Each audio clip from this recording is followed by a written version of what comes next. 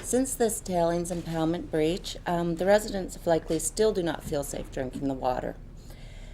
The confusion of being told the water is safe, yet do not drink it when it's cloudy, is very upsetting. We question, what about our future? Will the once pristine lake be safe again? Quensnel Lake has now, in the last week, changed color. It's green. It's never been that color. Christy Clark did come to Likely, and at that time she informed us that she would make sure that Quensnel Lake would be brought back to its pristine state. We haven't seen or heard from her since. My husband Larry Chambers was promptly dismissed from Mount Polley after reporting to Ministry of Energy and Mines of the negligence, safety, and discrimination that goes on up there. We, like most of the residents, live in Likely for its beauty, peacefulness. This is heartbreaking to see. The place we love has become Imperial Metals wasteland. I was I guess you could say, a whistleblower for Mount Polley. We had several letters into the Ministry of Mines stating that the safety concerns and that the tailings pond was pushing out, it was breached.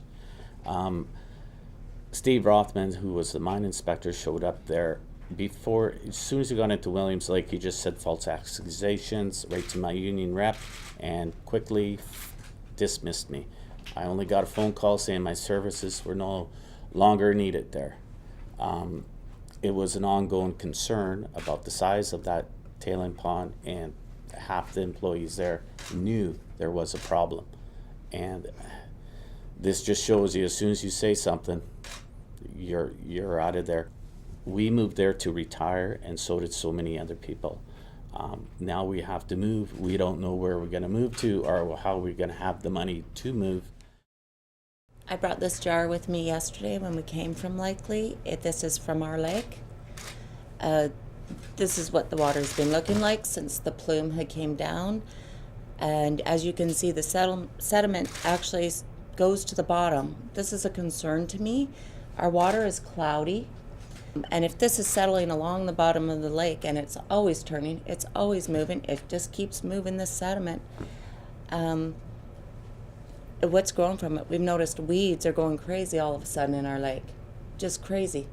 They're growing like at an unbelievable rate. And as I said, within the last week, the whole color of the lake has changed. We've never seen it this color. So where did you grab it, and how deep was it when you... I just grabbed it off right from a friend's shoreline off his dock. As I feel in lube, everybody, I'm like a reporter, I'm having a chat with everybody, and they're just telling me that the management there, and I hear other things saying, I worked at a lot of different mines before, but I have never seen a mine like this operate like this. So you just slowly start to see stuff, hey? And I got told the tailings pond by the operator and other people in the mechanics bay that the tailings pond has too much back pressure from the mill and it's pushing out.